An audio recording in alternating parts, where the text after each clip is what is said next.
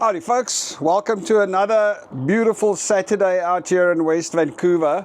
So I went to Loblaws earlier. I found some lamb chops at $16 a kilo, New Zealand grass-fed lamb chops. So I bought all they had and now I'm going to braai some. So impromptu braai. It's actually supposed to be joined by our mate John, but he got a last-minute date and he's obviously got his priorities right. So he's gone on his date. First, what I'm going to do is I'm going to do some oepsies.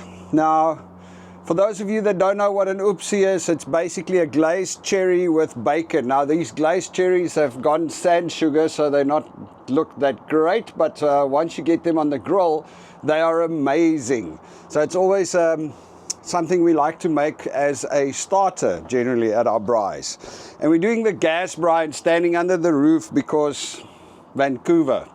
It started raining again. Well, it's not, I guess you can't really call it raining, it's more like dripping. So we decided I have to be here because the camera doesn't like it and the microphone doesn't like it if I go in the rain. Alright, so let's get these oepsies up. Our grill is on fire here, so that's good, it's nice and hot.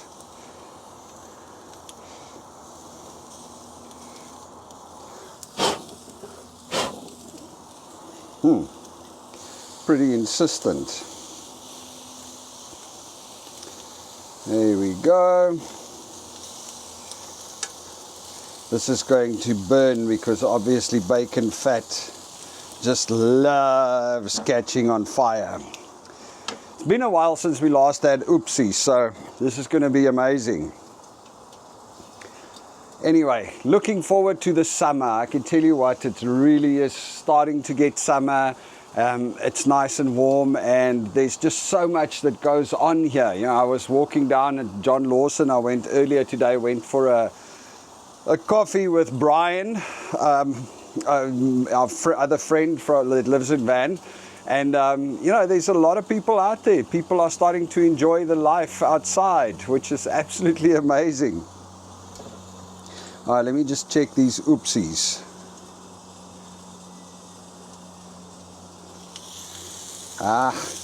We don't want them to burn, so we need to keep them.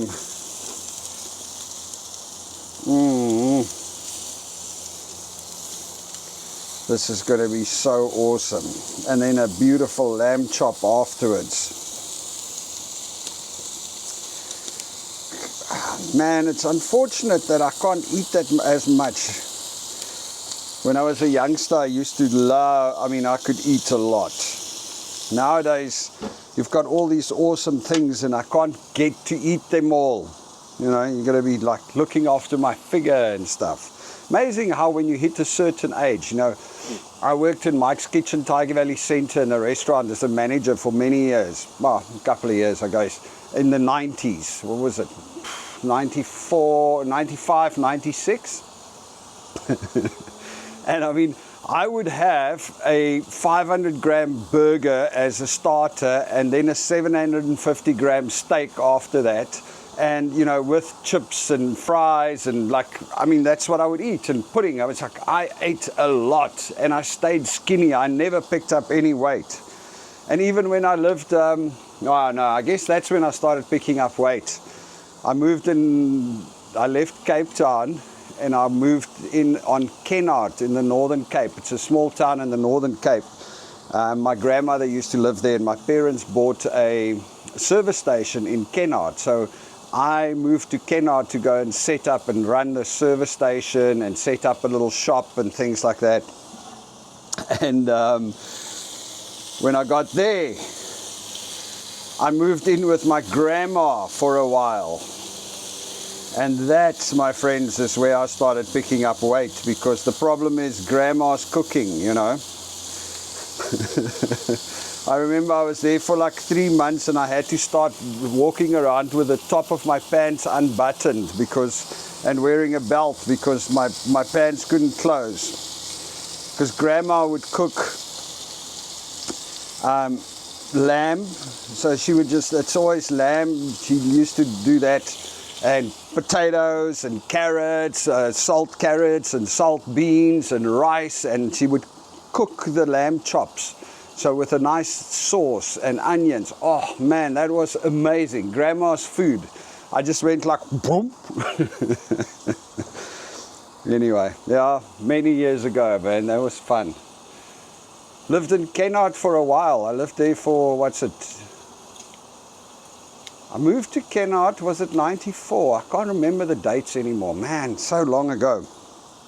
Anyway, and then I started doing badminton and got very involved there. So I started like actually getting strong and fit and everything, and had a scrap metal business and a, what was the other thing we had? Like, I bought games and pool tables, so I had like a little entertainment business. But I mean, it's a very small town.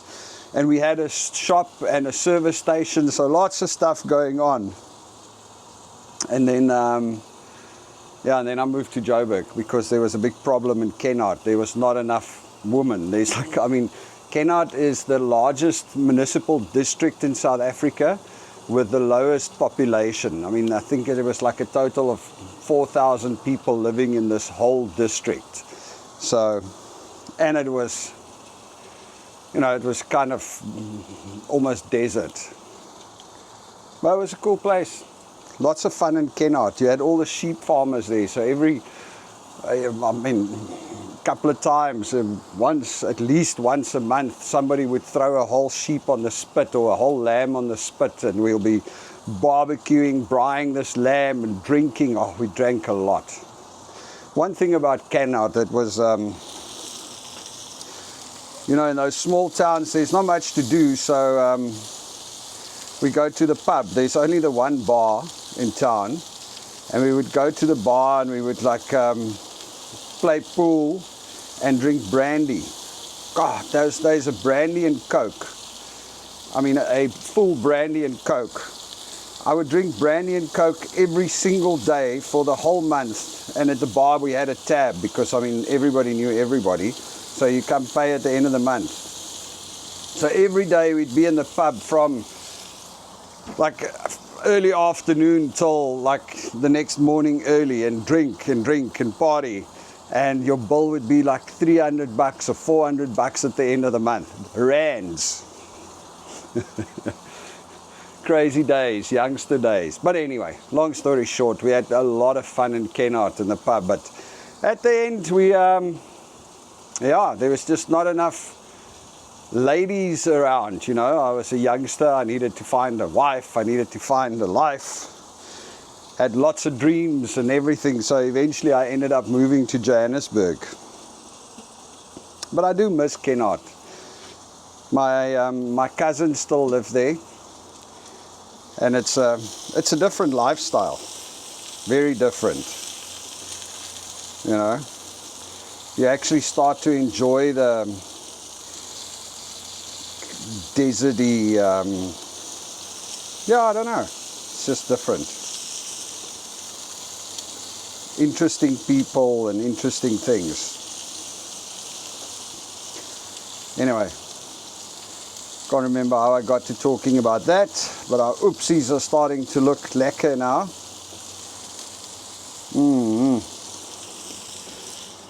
Definitely one of the best things out there. Oh, we was talking about eating too much.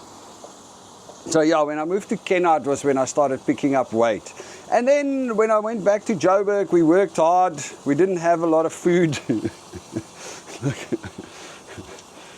Yeah, you know, youngsters, lots of things going on, and food wasn't the main thing on our agenda. So I was actually always very skinny. I could eat as much as I want, and I never picked up weight, except for that little stint with my grandma. And then I guess when I hit 40, I started going, oops. Now if I eat too much, it goes. And as the older I get, when I got to 50, it just started shooting up. I went from like 80 kilos or 90 kilos to 120 kilos. So that's where things started going. So yeah, that's the sad thing. All of these absolutely amazing foods that I love, and you have to like pace yourself. You can't eat too much. suppose it's a good thing as well. What can we say, huh? Oh man, look at this.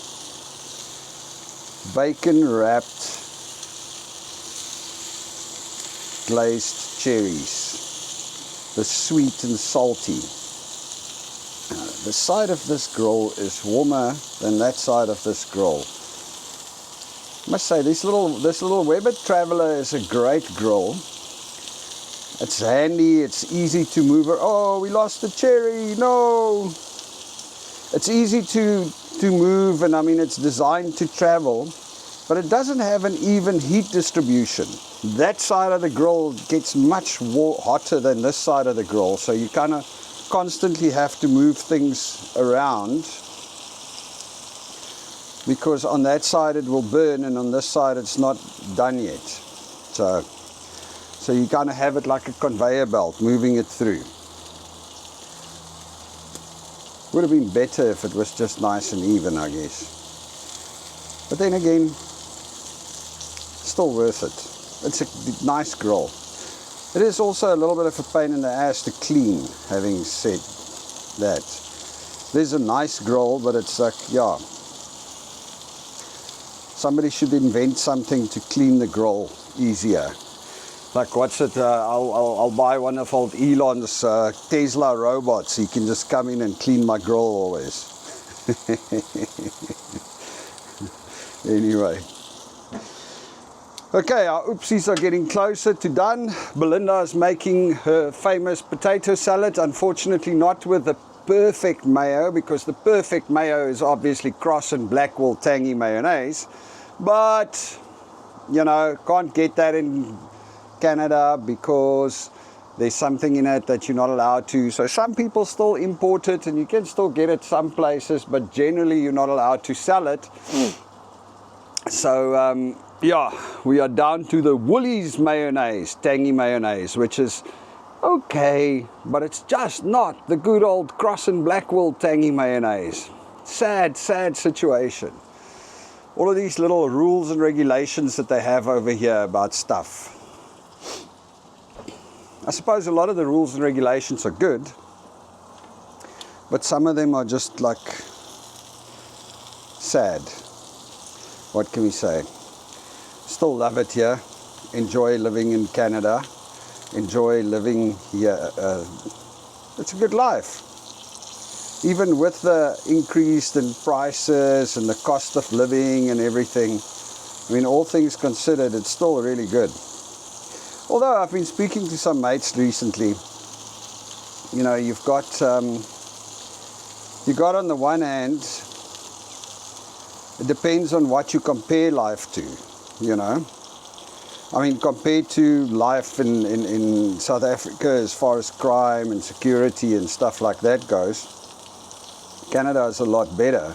But I was chatting to somebody, a couple of people actually recently, but specifically today I spoke to another guy that grew up in Canada, you know, so he was, he knows Canada from way back. And, you know, he feels that things have gone backward quite a bit over the last 20 odd years. It's not a political statement or anything, it's just like, you know, generally. I think that's why a lot of people blame immigration. They think that all the immigrants, and I suppose, you know, the thing is, if you bring a whole lot of immigrants, and me also being an immigrant, if you bring a whole lot of immigrants into a country, you know, there's going to be a dilution of morals, not morals, I guess, but habits and things that they do. You know, you have people that operate in a certain way, and if you bring in a whole lot of immigrants and diversity and different people with their own cultures and their own ways, they're not necessarily going to assimilate into the host country's culture. They are going to like bring their own cultures in, and it's going to start diluting the host country's culture, which is a good thing, but it could also be a bad thing, you know. So I think there's a lot of Canadians that has that problem with the immigration thing. And I get it, I understand it. I mean, it's like, one of the things people are saying is that a lot of the drivers on the road, the Lyft and the Ubers and the DoorDashers and the delivery guys are all immigrants, you know. And I mean, let's face it, if you learn to drive in Bangalore, you are going to drive in a different style than if you learn to drive in Canada. You know, for those of you that's never been to India, and I'm just using India as an example because I was in Bengaluru in India, and I saw how the Oaks were driving there. I mean, I would never get in a car there to drive myself. It was just like absolutely nuts. You had a 2-lane road with 5 cars next to each other, and there was absolutely no freaking rules or regulations. It was total chaos, everybody for himself. I could not believe that there's not thousands of motor accident deaths on a day with all of these little scooters, and it was just nuts.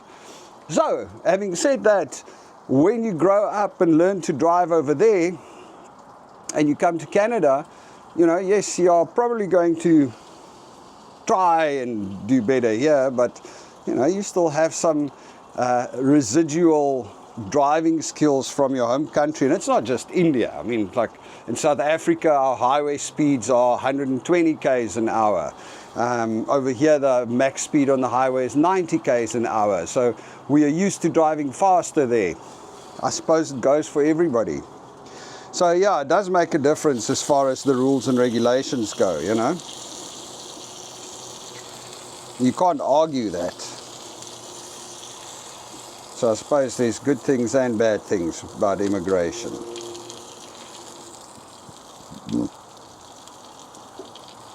Oh, these oopsies are starting to look lekker. I must say, the grill was a little bit hot, so it's got a couple of crusty pieces on it. But all things considered, I'm pretty sure it's going to be amazing. The bacon is almost done, and then we can go try that out. Belinda is busy doing the potato salad, and then we're going to have the oopsies. Get the potato salad in the fridge so that it can cool down, and then a little bit later I'm going to throw the lamb chops on, and we're going to make some. Now, I wish I can remember the damn name. Pico de mayo or something like that. It's something our friend from Puerto Rico, Christina, taught us, which is the amazing thing. It's coriander, fresh coriander leaves, chopped up, finely chopped with onion, finely chopped, tomato, finely chopped, a little bit of lime juice, a little bit of avo, salt and pepper. And it is just divine. I mean, it's such a fresh green little, well, she made it as a dip for cookies and chips and things, but we make it and we eat it on the lamb chops. It actually goes really, really nice with that also. So we're going to make some of that since we have nice fresh coriander in the garden, in our balcony garden. So yeah, that's a fun one. Oh, look at this. Come on, Mr. Bacon. Let's get you nice and crispy. And this one cherry has fallen out, so I'm just going to have it. It's hot.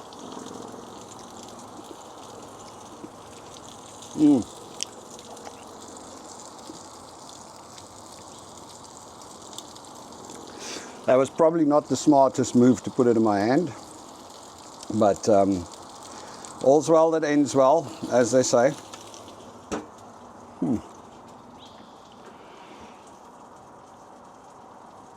It is awesome living in Vancouver. I mean, I love the view.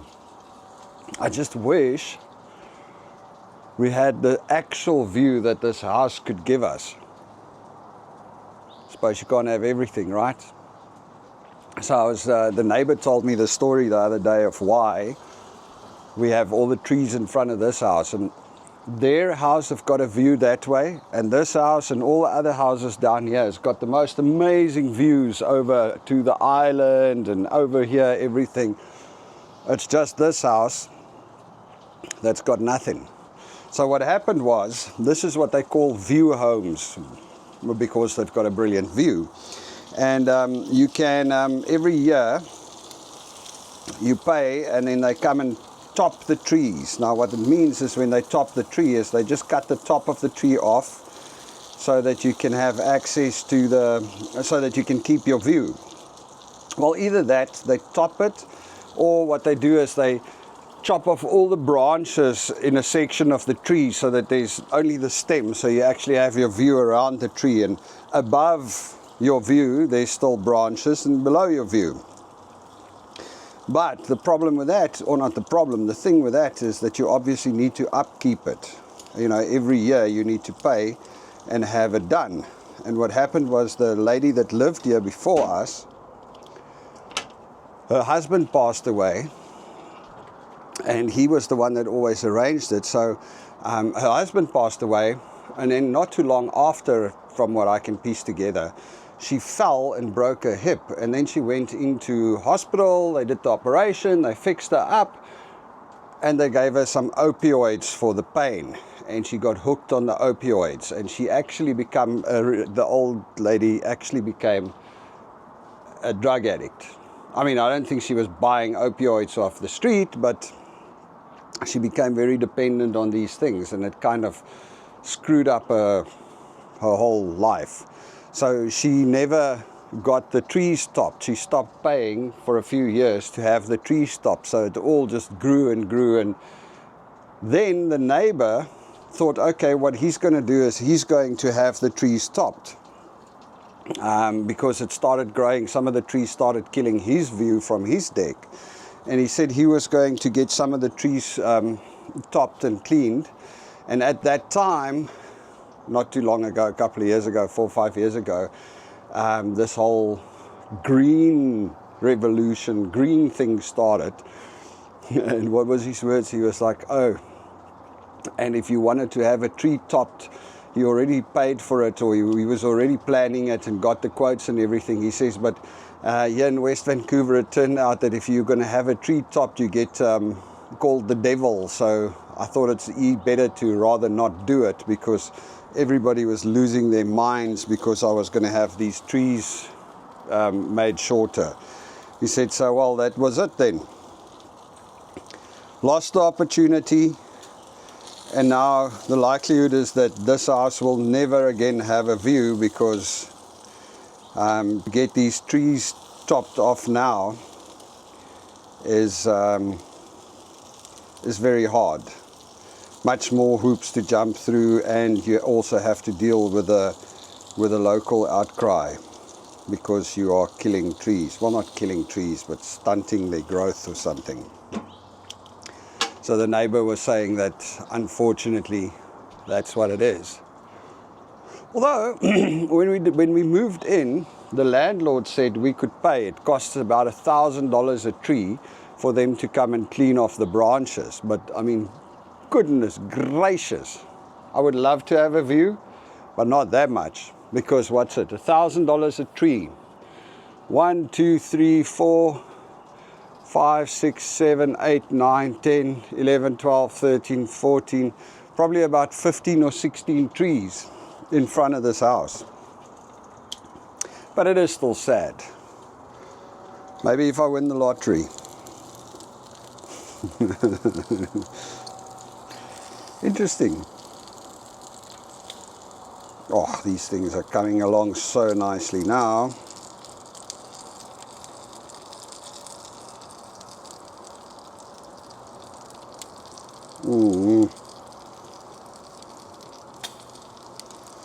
Salty, crispy, sweet.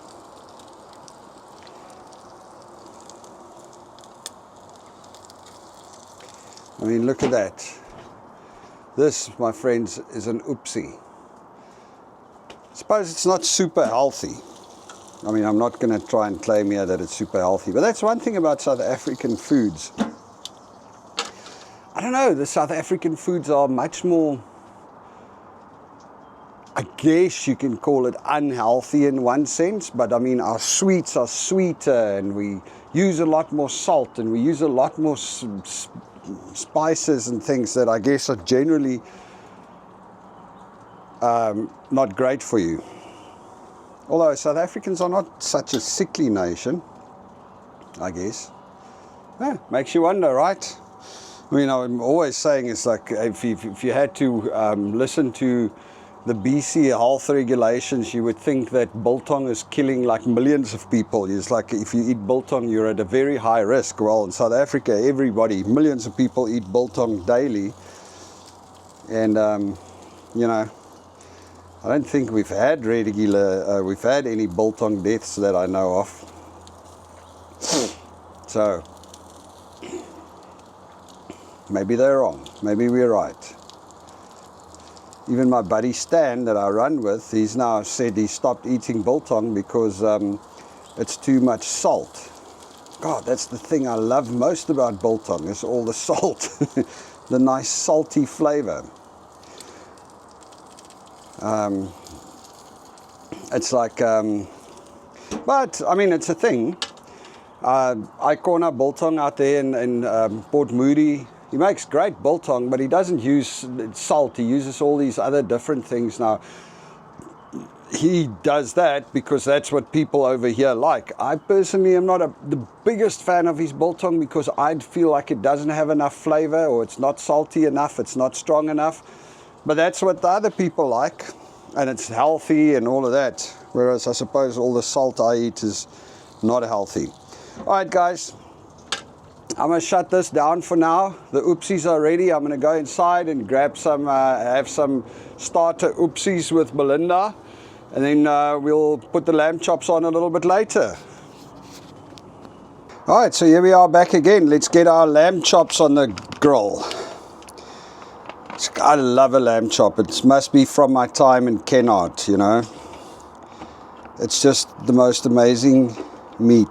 And I actually like this is not the loin chops, this is the shoulder chops, which is my favorite. Yeah, I just bought 12 kilos of it at Loblaws because it's like they've got this special. It's frozen New Zealand ones, and it's only like $16 a kilo, so you don't see that often. Lamb shoulder lamb chops, 100% grass-fed, raised without antibiotics and no added hormones. So good, decent New Zealand lamb chops. Yes, frozen, but it is what it is.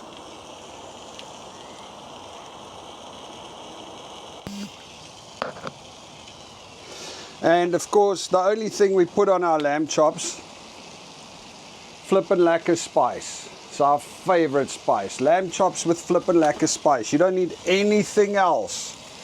It works like a charm. I still remember when we first discovered Flippen Lekka spice. It's actually not something we grew up with. It's a fairly new spice in South Africa. We decided to leave South Africa in 2015, so we started clearing up and, you know, getting our stuff in order. And then the date that we actually left South Africa, we left South Africa, was June 2016, I think, was when we finally left South Africa. And we had a branding and signage business in South Africa, so we still had one last job that we went and did. It's for the Absa Cape Epic. It's like this mountain bike race over like 3 days out there in the most craziest beautiful terrain up the mountains there in the Cape. But it's also one of the most ridiculous races. Is it 3 days or 7 days? Can't remember. But yeah, the Cape Epic. So we did the branding for Hans Grobe, the showerhead people at the Cape Epic. And after we did that, once that was done, we started our drive down up the west coast, because we went to Mauritius. No, that must have been May, because we went to Mauritius in June. That was the beginning of our little travels. in 2016.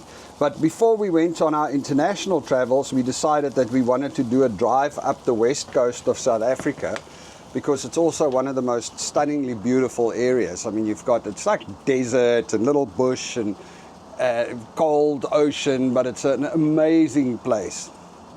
So we wanted to do a drive up the west coast of South Africa and check it out, and we wanted to drive all the way to Namibia, Windhoek, to go check it out, and then come back and fly off to Mauritius. So that was the start of our travels.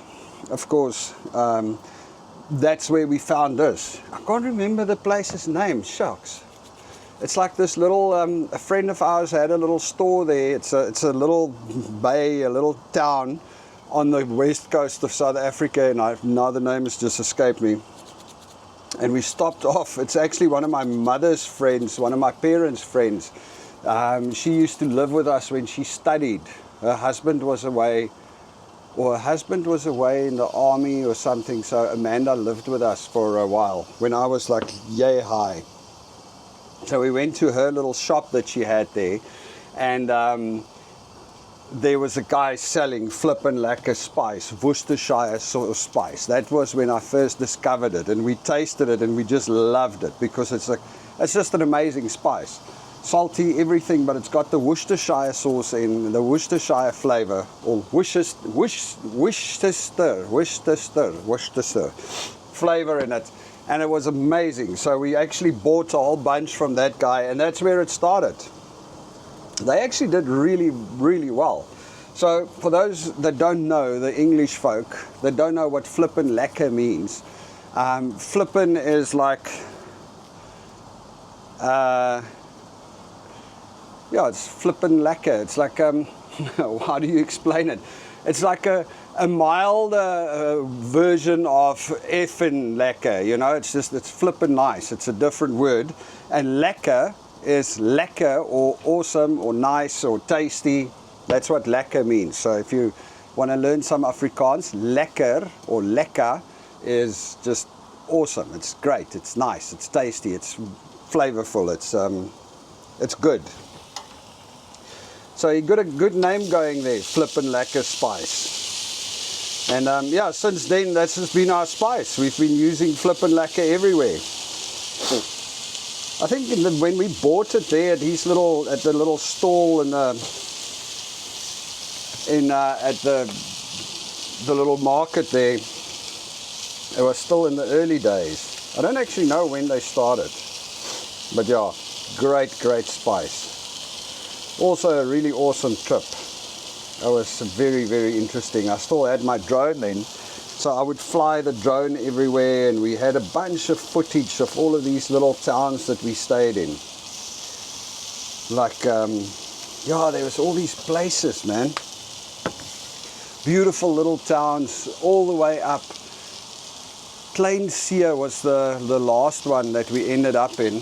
Belinda had some family, a cousin or some family of hers lived there, so we went and visited Kleinseer. It's the most amazing trip.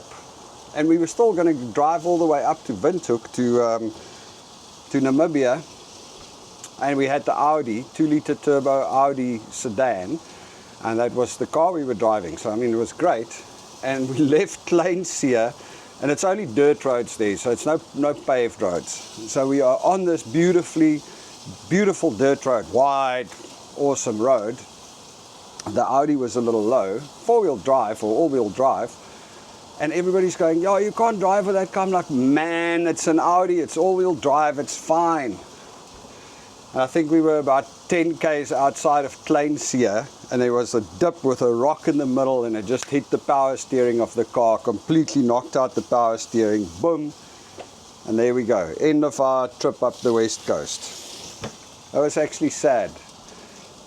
So now we're sitting there on the side of the road, cars broken down, kids were still, they were still young, not a busy road, and zero cell phone reception. So we sat there for about an hour and a half when somebody came past and then gave us a lift into town, and we found Belinda's family, and then we had to go and stay with them for a couple of days, and then Belinda's brother drove up from Joburg with his little bus to come and fetch us, and we had to get the car fixed by the insurance. Long story. So yeah, our whole Namibia trip just fell apart.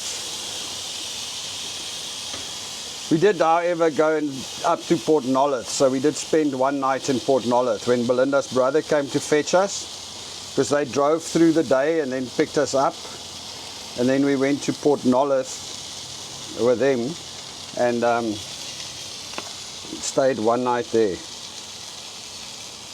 It's a pity, I must say, the fact that I, from South Africa, have never been to Namibia, which is also one of the most beautiful and probably one of the most functional countries in Africa, weirdly enough. A lot of desert, so people don't fight too much about it. I think everybody just gets along better because you kind of have to.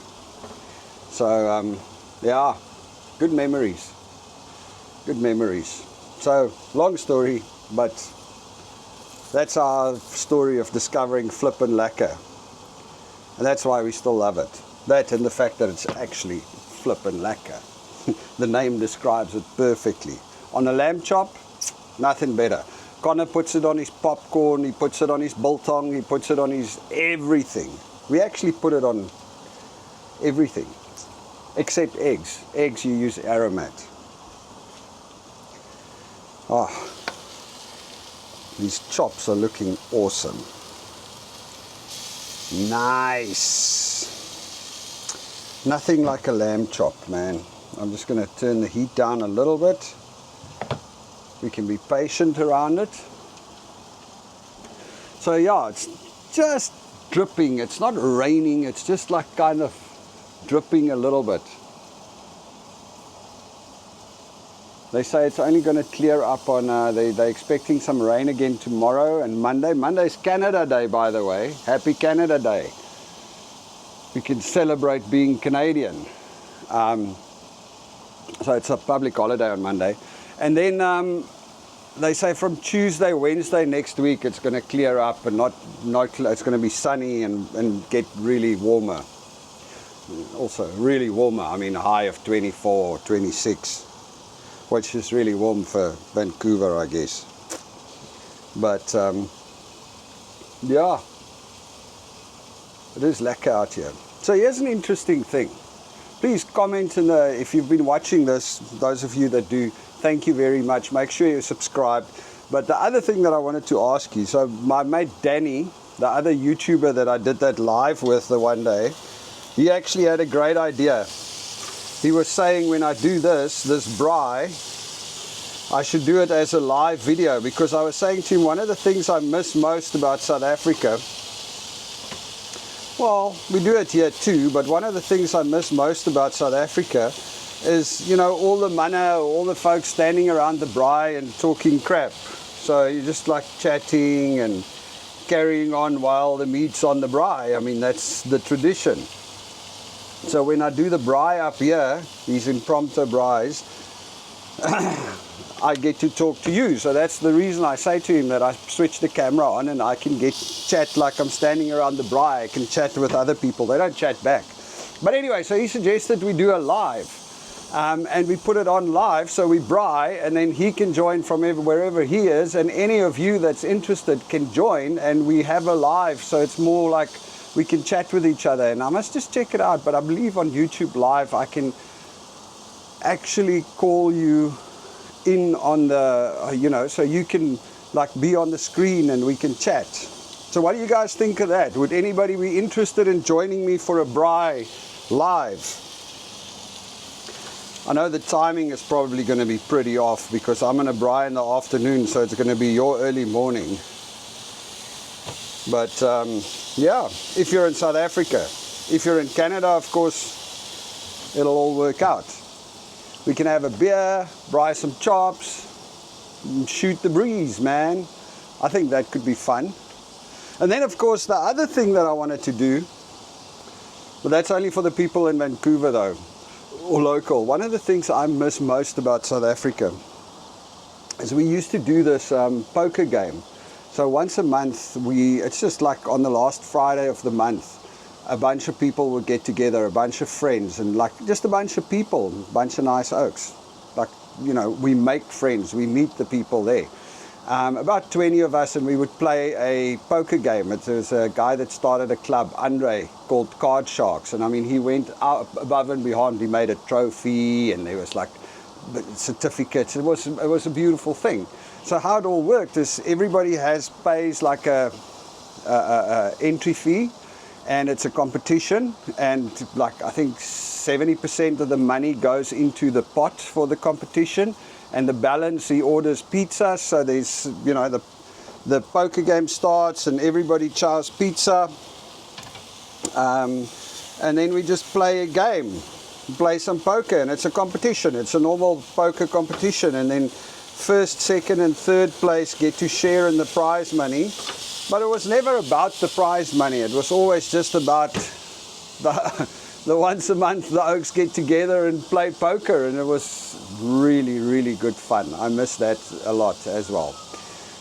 And some of those days were quite funky, because the thing is, you know, sometimes we arrived there and the Oaks were pretty slammed. It was always fun and interesting because, you know, different types of people, but it was a safe space, like in today's terms. You know, it was a safe space. You could arrive there completely hammered and play poker and pass out on the table, and nobody's going to judge you. Well, you can't do it every time, but, you know, it was fun. Card Sharks. I really loved that. I actually bought a poker table because I wanted to start Card Sharks in Tampa, and then we left. So I actually have a poker table, poker chips. I've got the full set right here. So if any of you are in Vancouver and you enjoy playing poker, please drop a comment below. Maybe we should start up a little bit of a Card Sharks. We can only start with 10 people because I only have a 10-seater poker table. But I would love to play some poker. And yeah, I'm not talking about poker where I'm going to try and take all of your money and it becomes like a serious competition or something. It's just fun poker, you know, have a few beers, play poker, eat some pizza, or throw a lamb chop on the braai, play some darts. It's just a fun game. That's what I'm looking for. It's one of the things I miss from South Africa is this, like, I used to love going out and playing pool at the pub, and it was different, you know. You go to the pool club and you meet new people because you play games against them. Over here, you don't have that. There's the one bar there in Pemberton that's got a couple of pool tables up at the top, the Railway Bar or something like that. But there's almost nobody playing pool. And then here it works differently. You don't put a coin on the table and you play pool. No, you got to you go and hire the cues and hire the balls, and your group plays pool on your table. You hire the table for a while. It's very kind of different. It's not as sociable as it was, you know, going to play pool in South Africa. Definitely not. And it's the same thing for the... I don't know about any poker clubs. I'm sure they exist. Maybe I just haven't figured it out yet. So if any of you know of any games like that, I would love to do that. But it's not like trying to play poker for a living to make money. I'm talking about a fun once a month game where we can all have a jowl and, you know, play poker. Nothing wrong with that, right? Oh, these lamb chops are coming along nicely now. I think they're almost done. So we are almost there. So yeah, there's some of the things I miss from South Africa. Standing around the braai with the mates and playing poker. Although I must say, I suppose I'm complaining a little bit too much about not doing braais. We do braais all the time with our friends over here. I suppose it's just because I'm standing alone. John, it's your fault, mate. You were supposed to be here to chat with me. Now you picked the girl over me. Not cool, man. Not cool. I'm just kidding. I fully understand. John is in his 30s. He's single. He needs to meet a nice Canadian girl. Although as far as I know, he's met Nice German girls, nice all kinds of girls. Not many nice Canadian girls just yet. I'm so glad I'm not in the dating game anymore. Like all of these little apps that you just got to swipe and swipe and swipe. And although in our day it was harder, you had to build up the courage to go and face rejection face to face. You know, you got to walk up and go, hey, can I buy you a drink? Nah, okay, fine, sweet. Nowadays it's much safer. You just swipe left or swipe right. Not that I know how it works actually. I got married way before those apps came out. Interesting. Anyway,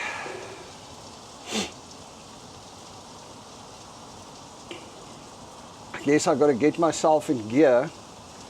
Oh, the cruise ship going out. Man, it's such a pity you guys don't, the camera doesn't show you the view the way that we see it. They must make a camera that actually shows like a human view.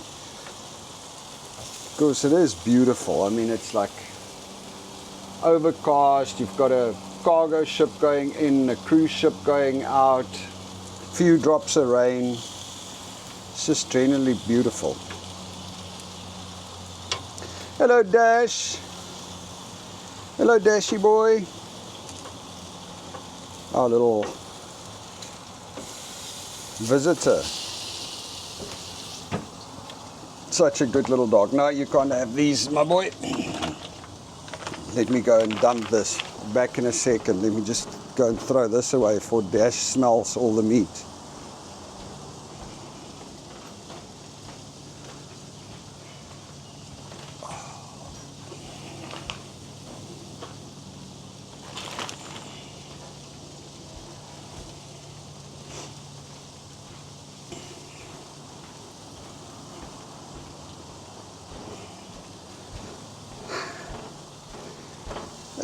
I'm going to have to get some rest and healing time in before I go on the 10K run next week.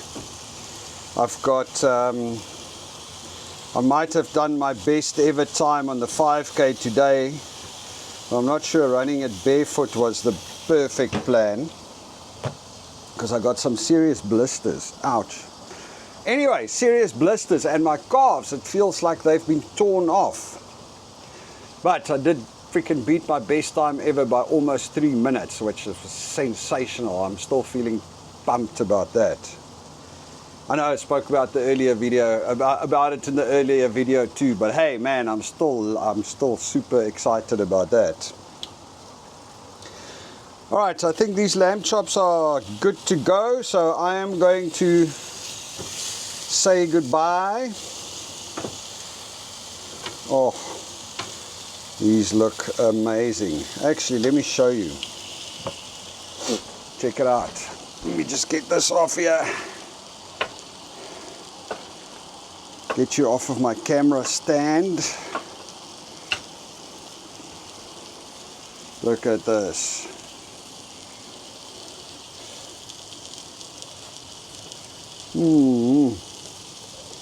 A good old lamb chop with a Flippen Lekka spice.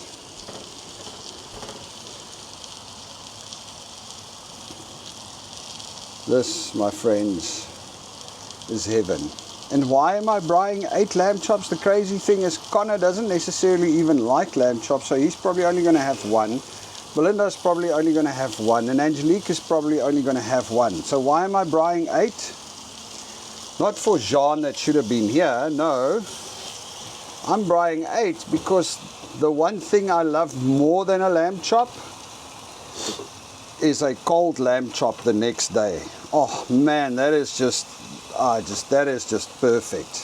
So half of these are going in the fridge to be to cool down, and then tomorrow I'm having some for breakfast, some for lunch, and the day after as well for breakfast and lunch. So there you go.